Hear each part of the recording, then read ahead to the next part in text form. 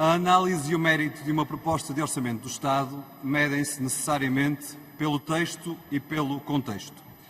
Normalmente compara-se um orçamento de um ano com os dos anos anteriores, avalia-se a evolução anual das verbas e mede-se as escolhas em função do caminho prévio. Mas não estamos num ano normal, esqueçam as regras habituais. A pandemia baralhou todas as contas, retirou normalidade à vida, criou uma crise de saúde pública e escancarou as portas a uma recessão abrupta. É isso que temos de responder. À maior e mais rápida contração económica que alguma vez vivemos e à crise social e económica que se agiganta. O Bloco de Esquerda está consciente da exigência que temos pela frente.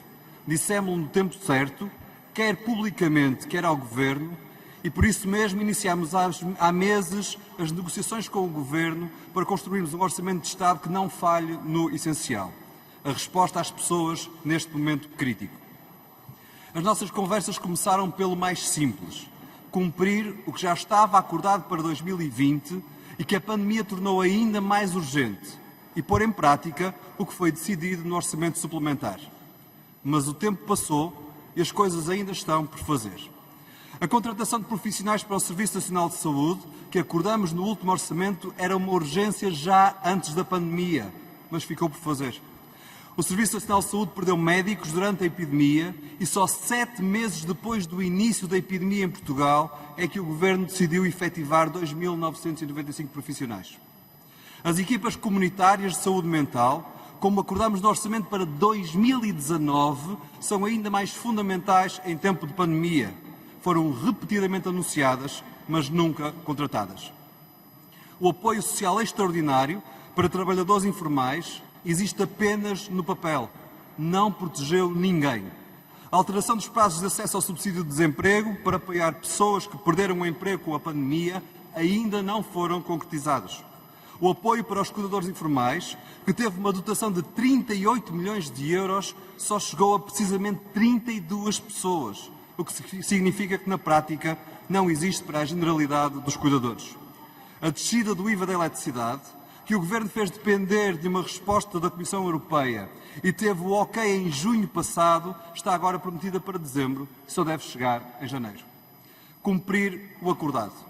Tão simples de dizer, mas tão difícil de ver fazer.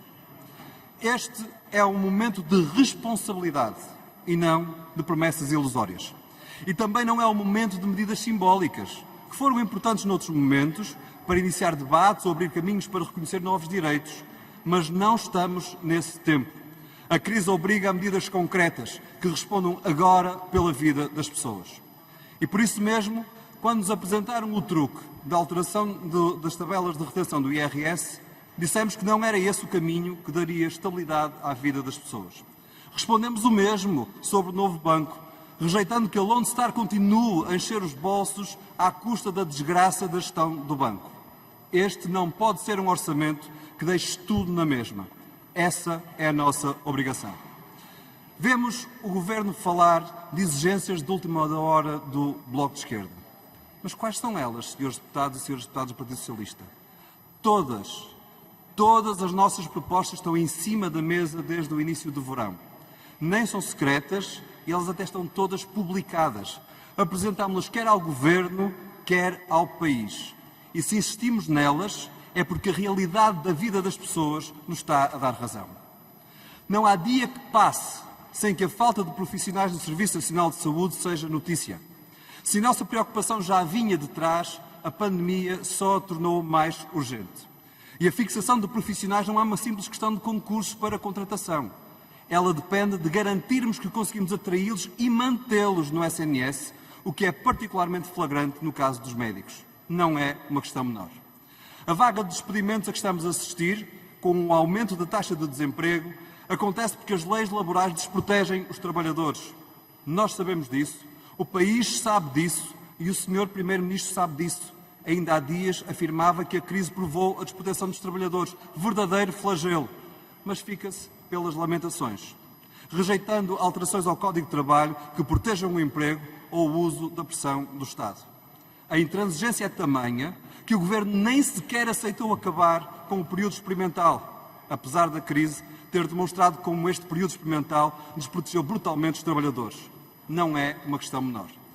O apoio social que o Bloco de Esquerda levou às negociações com o Governo é bem diferente do que resulta da proposta do Orçamento de Estado.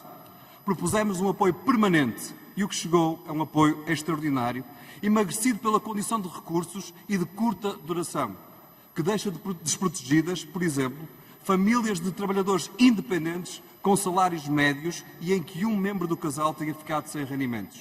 Deveriam ficar para trás? Claro que não. Não é uma questão de pormenor. Hoje, depois de avaliada a proposta de Orçamento de Estado que o Governo entregou na Assembleia da República, só podemos concluir que a intransigência do Governo resultou numa proposta insatisfatória.